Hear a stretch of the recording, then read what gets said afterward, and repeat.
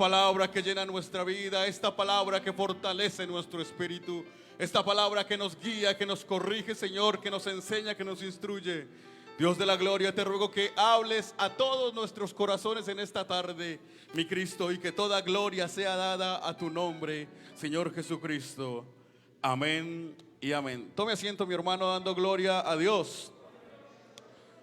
Así que, hermanos, os ruego por la misericordia de Dios que presentéis vuestros cuerpos en sacrificio vivo, santo, agradable a Dios, que es vuestro culto racional. Amén. En esta tarde quiero predicar con el temor al Señor bajo el tema fe y entendimiento, recordando que estamos en la semana dirigida por la Junta Local con el lema que es de carácter nacional, que es fe siempre. Amén. Así que vamos a predicar bajo el tema fe y entendimiento. Amén, porque la fe no quita el entendimiento. Hay algo que se llama histeria colectiva. La histeria colectiva, también denominada como histeria en masa o histeria de grupo, es una psicosis colectiva que comprende la manifestación de emociones o comportamientos producidos por la influencia de una cantidad de personas. Esto sucede en los estadios de fútbol, en los conciertos o en cualquier lugar en el que haya una gran concentración de personas. La mayoría de personas no saben a qué se deben sus emociones, simplemente están siendo influenciados por la multitud. La histeria colectiva, en resumidas cuentas o en palabras sencillas, es por ejemplo cuando este salón está lleno de mucha gente y empiezan a aplaudir. Y usted está por allá en la última silla, no sabe por qué están aplaudiendo, pero con toda seguridad usted también va a aplaudir. O usted llega a un lugar y todos están riéndose, y usted no sabe por qué se están riendo, pero usted, la risa de los demás le provoca risa, y usted también empieza a reírse con las demás personas. O cuando usted va por la calle y de repente todo el mundo está corriendo, como huyendo de algo. Usted no sabe de qué están huyendo, pero sin pensarlo usted también inicia a correr, a huir sin saber de qué, pero huye con la multitud. Por ahí hay un dicho que dice que ¿para dónde va Vicente? Para dónde va la gente. Esa es la histeria colectiva. Cuando hay una multitud que se emociona y esa emoción genera, digámoslo así, una emoción colectiva en donde todos hacen lo mismo, pero pocos saben por qué lo están haciendo. Si alguno de nosotros fuera a un estadio de fútbol, aunque nunca lo hubiéramos visitado, de seguro el ambiente en aquel lugar, el ver que todos saltan, cantan, la pasión quizás con la que la multitud hace lo que está haciendo, nos llevaría a nosotros también a sentir algo similar y a terminar haciendo lo que los demás están haciendo, a terminar saltando, cantando, aunque quizás no entendamos nada de fútbol. El ambiente, la histeria colectiva nos va a llevar a terminar haciendo lo que los demás están haciendo. Si vamos a un concierto, puede que no conozcamos el cantante, pero el hecho de que la multitud, de que la masa esté allí saltando o haciendo cualquier acción, nos va a influenciar a nosotros y nos va a llevar a hacer lo mismo que ellos están haciendo. ¿Por qué les hablo de esto, mis hermanos? Porque muchas veces nosotros en la iglesia somos, digámoslo así, víctimas o sufrimos de histeria colectiva. Muchas veces nuestros cultos sufren de histeria colectiva. Usted no ha visto que cuando uno llega al culto y ve que hay poquita gente, uno como que se desanima y uno dice como que hay poquita gente, hoy el culto no va a estar tan bueno. Pero cuando uno llega y hay mucha gente, o cuando uno va a la convención y ve el estadio lleno, ve la Macarena llena, o cuando uno va a Fervor y ve el cubo lleno, eso como que genera en uno un impacto, una emoción. Y cuando uno ve esa multitud cantando, uno inmediatamente también empieza a cantar. Y el que nunca alzaba las manos en la iglesia, en la convención, alza las manos y suda. Y es como que uno dice, ve, ¿a este qué le pasó? Está siendo víctima de la histeria colectiva. Está siendo influenciado por una masa, por una multitud que está generando en él una emoción, pero que la verdad él no sabe ni entiende qué está haciendo, ni por qué lo está haciendo, ni para quién lo está haciendo. Yo entendí esto de una manera más específica el tiempo que tuve la oportunidad de estar en Brasil, porque siempre estuve aquí en Colombia en iglesias, digámoslo así, grandes. Estuve en la iglesia San Antonio de Prado, una iglesia con mucha gente en su tiempo, y después estuve aquí y estaba acostumbrado a los grandes eventos de grandes multitudes, cuando todo esto se llenaba y todos danzábamos y saltábamos y cantábamos y uno a eso le llamaba gran avivamiento. Y yo estaba acostumbrado a eso, para mí eso era el culto. Pero cuando llegué a Brasil, recuerdo que el primer culto estábamos el pastor y yo. Y yo le dije, bueno pastor, no vino nadie, cerremos y vámonos. Y él me dijo, ¿cómo así? ¿Es que usted estaba esperando a alguien? Es que solo íbamos a venir usted y yo. Y empezamos a hacer el culto él y yo. Él cantaba, yo cantaba, él predicaba, yo predicaba. Y estuvimos en esas como 15 días. A los 15 días vino una persona, vino otra persona. El caso es que allí yo entendí cuál era verdaderamente el culto que yo ofrecía a Dios, qué era lo que realmente yo tenía para ofrecer a Dios. Al estar allí en un saloncito pequeño con una sola persona, muchas veces yo solo, sin nadie más, y decir, bueno, entonces, ¿qué es lo que yo he traído para ofrecer a Dios? ¿Será que necesito de una multitud que me conmueva? ¿Será que necesito de alguien que me motive? ¿Será que necesito de un salón lleno que me mueva a adorar a mi Dios? Allí yo entendí que realmente muchas veces, muchos eventos en donde yo decía haber adorado a Dios, simplemente había sido víctima de una emoción colectiva, pero que realmente no había ofrecido nada para mi Dios más que emociones y saltos sin sentido, más que acciones vacías que carecían de entendimiento y de fe por parte de mi vida. Así que allí yo entendí y aprendí a adorar a Dios en espíritu y en verdad, en la soledad, en la intimidad. Allí yo aprendí que sin importar cuántos hubiéramos, Dios siempre estaba. Y allí la mayor cantidad de personas que llegó a ver en un culto eran, recuerdo, fueron 4. Y cuando fueron esas 4 personas yo me sentía como en la Macarena. Yo incluso dije, vamos a hacer fervor con 4 personas. Recuerdo que hubo una convención nacional y habían 30 personas. Y a mí me parecía chistoso. Y yo, pero ¿cómo que una convención nacional con 30 personas? Pero era un tremendo avivamiento y una entrega total, porque estas personas estaban acostumbradas a ellas solitas, sin que nadie les animara ni les motivara. Estaban acostumbradas a adorar al Señor con fe y entendimiento. Pues ahora, juntándose con otras personas más, no se imaginan el avivamiento que había en aquel lugar. Esto lo digo y esto lo hablo porque, como les decía, muchas veces somos víctimas de la emoción colectiva, pero realmente no hay entendimiento en nuestro canto, no hay entendimiento en nuestras palabras, no hay entendimiento ni fe en nuestras acciones. Muchas veces la rutina nos lleva a caer en la histeria colectiva, en donde entonces, cuando es el evento especial y hay mucha gente en la iglesia, es allí donde quizás yo voy a levantar mis manos, a adorar al Señor. Pero cuando hay un culto, quizás como hoy, un sábado a las 3 de la tarde, donde no viene mucha gente, es como que el ambiente no está dado para una verdadera adoración. Yo quiero decirles, mi hermano, en el nombre del Señor Jesucristo, que Dios no quiere mucha emoción por parte de nuestra vida, que Dios quiere convicción, que Dios quiere fe y entendimiento. Que entendamos y creamos realmente lo que cantamos, lo que predicamos, lo que anunciamos, lo que de alguna manera vivimos. Que entendamos por qué venimos a este lugar, qué venimos a hacer y de qué se trata esto del culto. ¿Para quién lo hacemos y por qué lo hacemos? Y no solo el culto, sino toda nuestra vida cristiana, nuestro servicio, todo lo que ofrecemos y entregamos para el Señor. El Señor quiere que lo hagamos con fe y con entendimiento. En la Biblia hay algunos pasajes que nos muestran la histeria colectiva. Uno de ellos está en Mateo, el capítulo 21, el versículo 6. Quiero que lo leamos.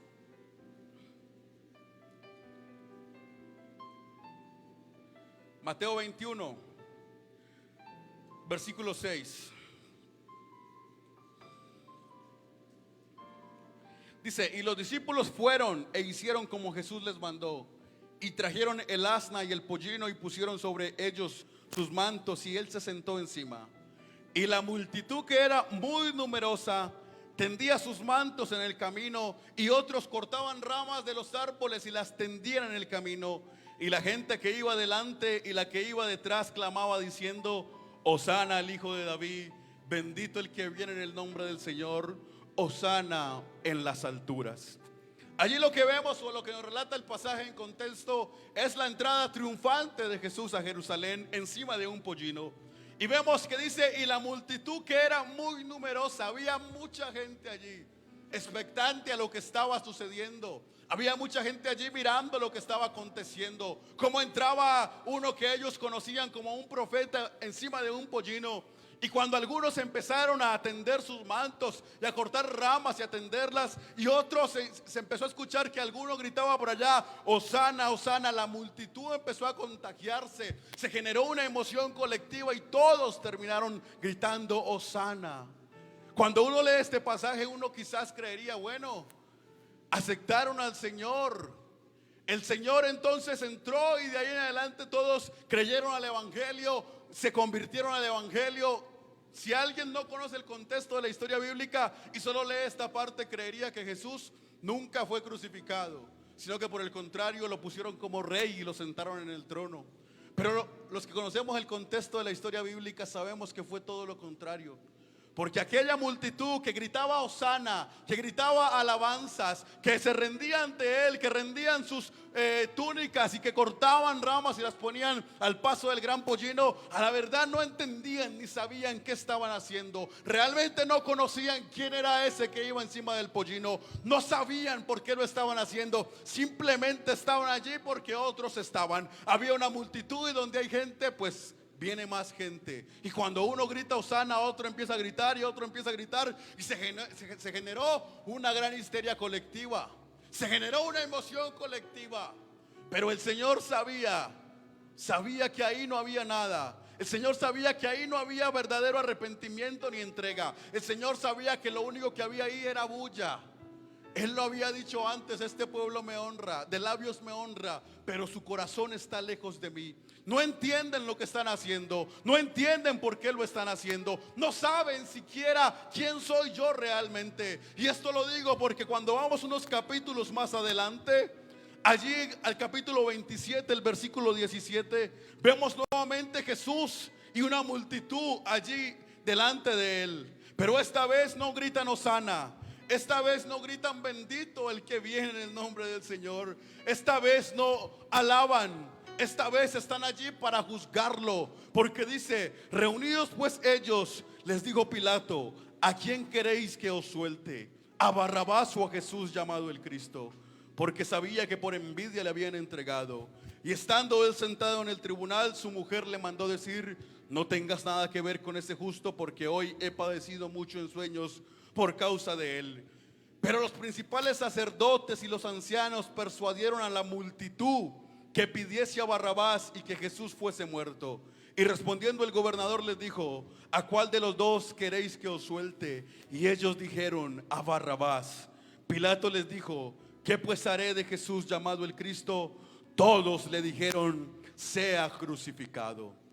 Ahora nuevamente vemos a Jesús ante la multitud en Jerusalén. Pero esta multitud que días antes le había dicho Hosana al que viene en el nombre del Señor, bendito eres tú. Aquella multitud que aparentemente se había entregado, se había humillado, aquella multitud que lo había adorado, ahora estaban diciendo crucifícale.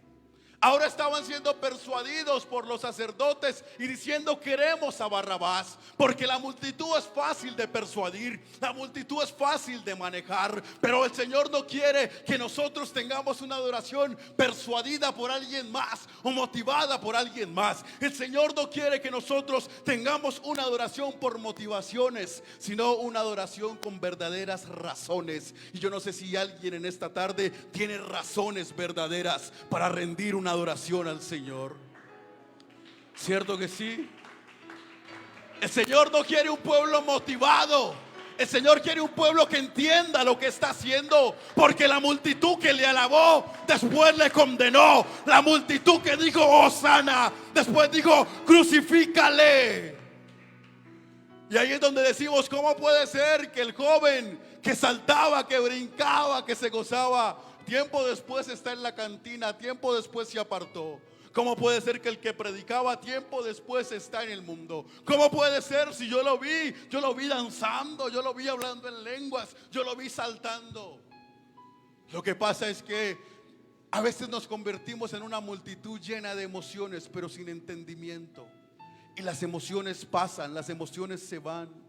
Pero realmente el que entiende de qué se trata esto y por qué estamos en este lugar no necesita motivaciones para levantar sus manos, no necesita motivaciones para cantar, no necesita motivaciones para creer. Tiene suficientes razones de peso para entender que Dios está en este lugar y que lo que espera es una adoración en espíritu y en verdad. Yo no quiero ser parte de la multitud, yo no quiero ser parte de la masa, yo no quiero ser parte de aquellos que gritan Hosana, pero después gritan crucifícale. Yo no quiero vivir una vida cristiana de emociones. Yo quiero tener fe y quiero tener entendimiento de lo que estoy haciendo y por qué lo estoy haciendo.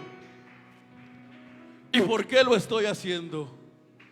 Una multitud llena de emociones, pero sin entendimiento. ¿Qué pensará el Señor cuando ve este lugar lleno? Y cuando vea tantos saltando, pero quizás con nuestro corazón vacío. Yo creo que el Señor pensará: qué bueno que esos saltos fueran de verdad, porque yo no creo que al Señor le molesten los saltos. Yo creo que al Señor le encantan, pero le encantan cuando lo hacemos con entendimiento, porque el entendimiento trae pasión, trae convicción, trae entrega verdadera. La fe trae convicción, es la certeza y la convicción, eso es fe. Y eso es lo que necesita esta iglesia: una adoración con fe y con entendimiento, para que hayan verdaderos cimientos. No una emoción colectiva. No que porque este aplaudió, yo aplaudo. No porque este levanta las manos, yo levanto las manos. No porque este canta, yo canto. Vengo al culto y ya sé qué tengo que hacer. Media hora cantamos y otra hora, media hora me siento y después me voy para la casa. El Señor no quiere eso. El Señor quiere un culto con entendimiento, con verdadera entrega, con verdadera pasión. Por eso el apóstol Pablo nos recomienda que nuestro culto sea un culto racional, un culto sin emociones pero con entendimiento, o que las emociones sean producidas por el conocimiento que tenemos de Dios, por el conocimiento y por el saber que Dios está en este lugar. Porque quien sabe que Dios está en este lugar, a la verdad se emocionará por saberlo. Pero no es emocionarme porque otro se emocionó, no es hacerlo porque otro lo hace. Pablo dice: presentad vuestros cuerpos en sacrificio vivo. Esto es vuestro culto racional, vuestro culto con entendimiento, vuestro culto con fe. Esto es que cuando tú levantas tus manos, no lo haces porque otro lo hizo, lo haces porque realmente dices: Señor, yo me rindo ante ti. Esto es que cuando cantas, no cantas porque es el tiempo de la alabanza, cantas porque entiendes lo que está cantando, porque crees lo que está cantando y porque lo cantas con entendimiento, con sinceridad, con entrega verdadera, porque realmente amas al que has venido a adorar, porque realmente crees que Él está en este lugar, porque realmente Él ha conmovido tu vida, Él ha tocado tu corazón, Él ha salvado tu alma, porque realmente reconoces que Él es Dios. David lo dijo: reconocer que Jehová es Dios. Él nos hizo y no nosotros a nosotros mismos. Eso hace un verdadero adorador. Reconocer que de Él es la gloria. Reconocer que lo que soy lo soy por Él. Reconocer que de Él es la misericordia. Reconocer que Él es Dios, que Él me hizo y no me he hecho yo. Que lo que somos Él lo ha hecho, que lo que tenemos Él lo ha hecho. Reconoced que Jehová es Dios, pero con entendimiento. Es necesario un culto con entendimiento y no solo con emociones. Pero para eso necesitamos fe. Necesitamos tener certeza de que el Dios que adoramos es real y está presente, está en este lugar. Hebreos 11:6 nos lo dice.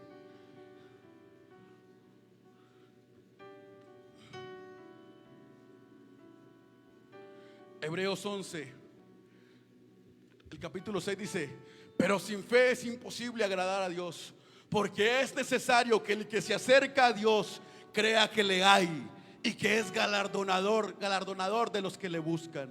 Dice: sin fe es imposible agradar a Dios. Aquel que se acerca a Él, es necesario que antes de acercarse crea que le hay. ¿Y a qué venimos a este lugar si no es acercarnos a nuestro Dios, a sentirlo, a vivir una experiencia con Él? Pero a muchos se nos ha olvidado que Dios a la verdad está en este lugar. Por eso nuestra actitud no es una actitud reverente, nuestra adoración no es una adoración verdadera, porque hemos dejado de creer que Él está, que le hay. Y no solo que le hay, sino que Él premia a los que le buscan. Él premia a los que realmente vienen a este lugar con el entendimiento de que aquí está Dios. De que no hemos venido a un concierto de músicos, no hemos venido a una conferencia de motivación. Venimos al lugar donde habita la presencia de Dios, donde se siente su gloria, donde Él está y donde Él premia a los que le buscan. Todo el que viene al culto es necesario que crea que Dios está vivo y que se mueve en este lugar. Si no crees que Dios está, no vengas, porque pierdes el tiempo. Pero si crees que Dios está, que Dios es, que Dios vino, entonces puedes recibir un galardón de parte de Él, porque Él premia a los que le buscan, a los que le adoran. Aleluya. Yo no quiero venir el sábado porque soy el presidente de jóvenes. Yo vengo porque creo que Dios está. Yo no quiero venir el domingo porque el pastor me regaña. Yo vengo porque creo que Dios está en este lugar, que Él tiene lo que yo necesito, que Él tiene, aleluya, lo que llena mi vida. Por eso vengo a este lugar, por eso levanto mis manos, por eso bato mis palmas, por eso canto, por eso hago culto racional, con entendimiento, con entrega, con pasión verdadera para mi Dios. Porque yo creo que Él está en este lugar. Yo creo que Él está. Así que para que nuestro culto agrade a Dios es necesaria la fe para hacer un culto racional, un culto con entendimiento. La fe no quita el entendimiento y la razón. Por el contrario, la fe nos da convicción. Creer es entender.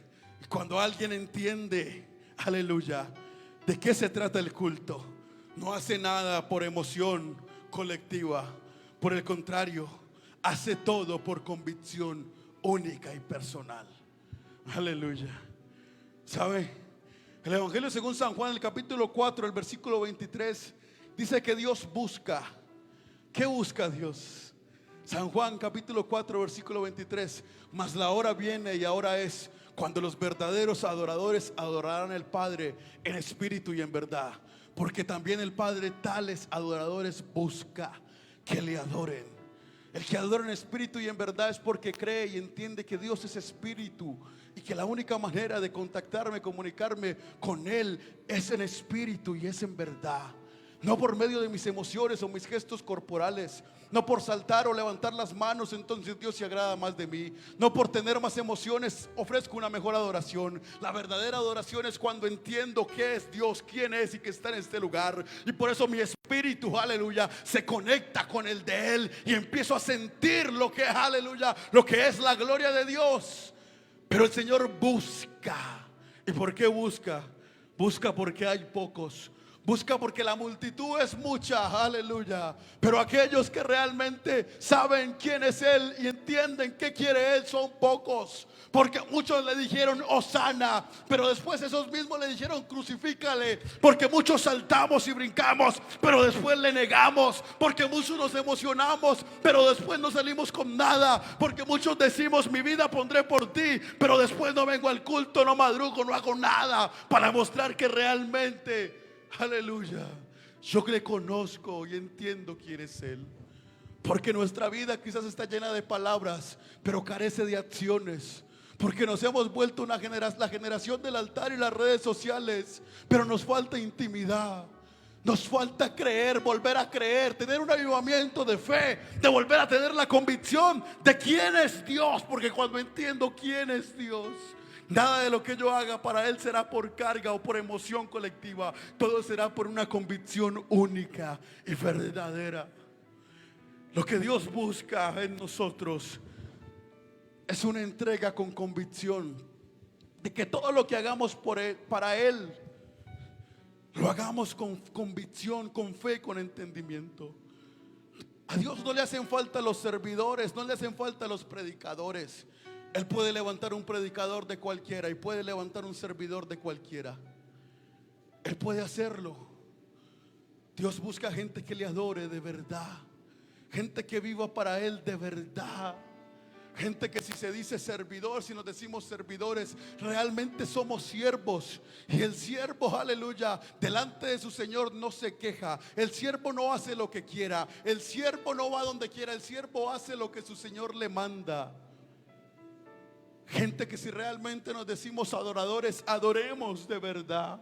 Y el adorador no solo canta, el adorador vive y entiende lo que canta. El Señor quiere a alguien que en medio de la multitud le toque con fe. El Evangelio según San Lucas, en el capítulo 8, el versículo 45, dice el Señor: alguien me ha tocado. Lucas 8, versículo 45. Entonces Jesús dijo: ¿quién es el que me ha tocado? Y negando todos, dijo Pedro y los que con él estaban: Maestro, la multitud te aprieta y oprime, y dices: ¿quién es el que me ha tocado? Pero Jesús dijo: alguien me ha tocado, porque yo he conocido que ha salido poder de mí. El contexto todos lo conocemos. Cuando Jesús caminaba por donde iba, había mucha gente que le seguía. Había multitud de seguidores, tanto que le apretaban, le oprimían, casi que no podía caminar. Pero una vez el Señor los miró y tuvo pesar de ellos, porque sabía que realmente no se habían arrepentido de verdad. Sabía que eran ovejas sin pastor. Sabía que dentro de esa multitud habían 2 o 3 verdaderos. Pero aún el Señor caminaba y andaba con esta multitud. Pero dentro de toda esta multitud que le apretaba, lo oprimía, lo estrujaba, que caminaban con curiosidad viendo qué iba a hacer él, o esperando que les diera algo, como si él fuera quizás el genio de la lámpara o fuera un circo andante. Eso era lo que la gente esperaba de él. Entre toda esa multitud hubo una mujer que dijo: si tan solo tocar el borde de su manto, seré sana. Y eso es fe. Eso es entender quién es el que va ahí caminando. Esa mujer entendió que Jesús no era un circo andante. Jesús no era el genio de la lámpara. Jesús no era nada de lo que la gente creía. Esa mujer entendió que Jesús era lo que ella necesitaba. Y realmente se presentó como sacrificio vivo. Porque dice la palabra que para que esa mujer llegara hasta donde Jesús estaba, tuvo que pasar toda suerte de obstáculos. Pero es que el Señor sabe y conoce cuando a alguien le toca de verdad, cuando a alguien le alaba de verdad. El Señor entre la multitud sabe quiénes son los suyos, quienes han venido a este lugar y entienden realmente a qué vinieron. Quienes desde que salieron de su casa dijeron: voy a ir a hacer culto a mi Dios. Quienes desde que llegaron a este lugar tuvieron una disposición de que no me voy a dejar distraer de nada, porque es mi momento con Dios. Yo tuve un pastor que le molestaba que uno le tocara o le llamara mientras estaba orando, y se enojaba y decía: no sea irrespetuoso, estoy hablando con Dios. Y uno lo llamaba: pastor, pastor, y no atendía. Y después lo llamaba a uno y le decía: cuando yo esté hablando con Dios, no me vuelva a interrumpir. Y a muchos puso indisciplina por eso. Pero es que es lo que el Señor quiere. El Señor quiere alguien que le toque con fe. Porque hay multitud. ¿Sabe, mi hermano? En el mundo hay multitud de cristianos. Entre todas las creencias que tienen una deidad como centro, el cristianismo es la más grande. Diferentes denominaciones, incluyendo los católicos. Así que podemos decir que hay una multitud que le aprieta, que cantan, que alzan las manos, que saltan, que hacen cantidad de cosas.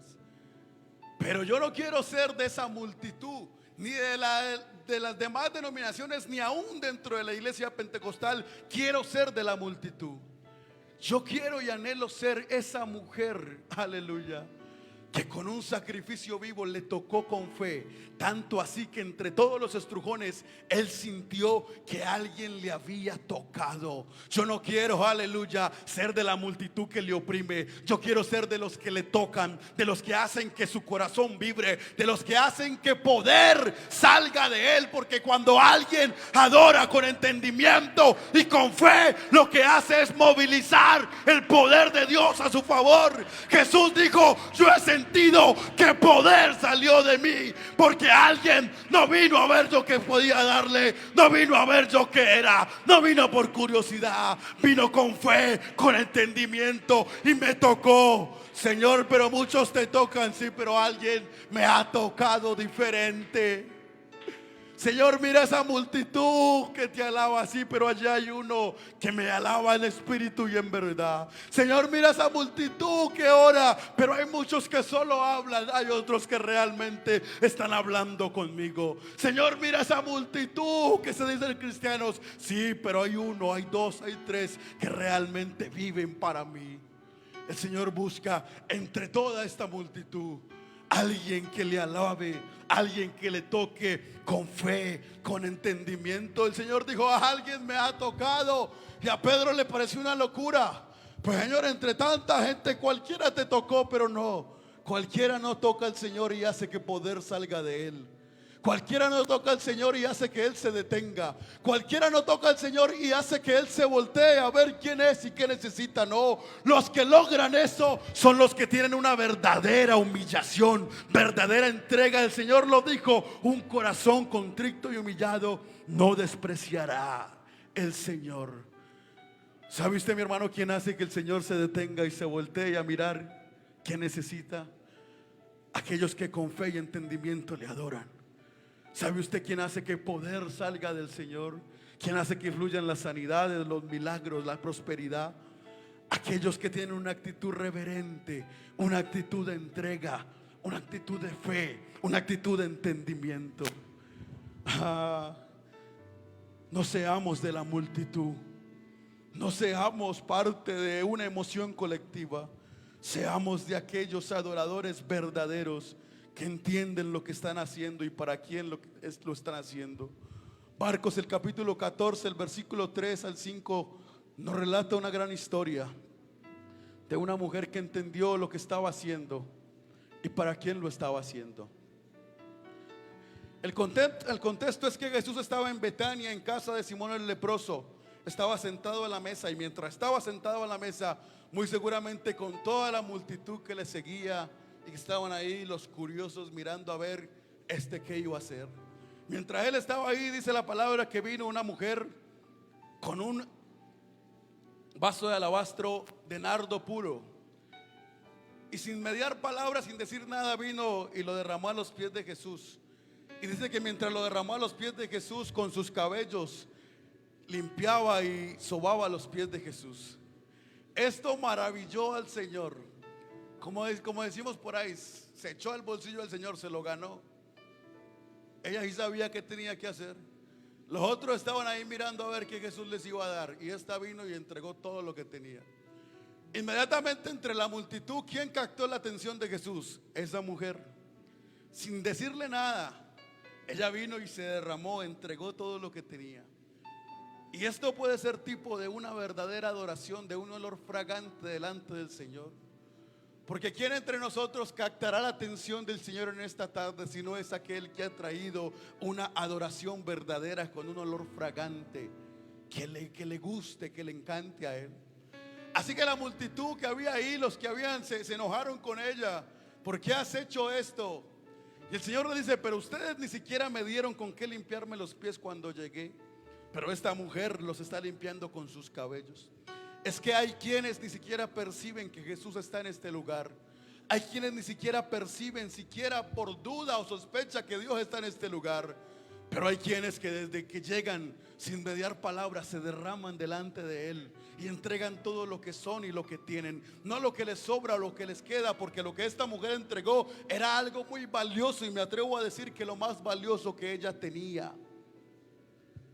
Pero sin mediar palabra vino y lo derramó, lo entregó.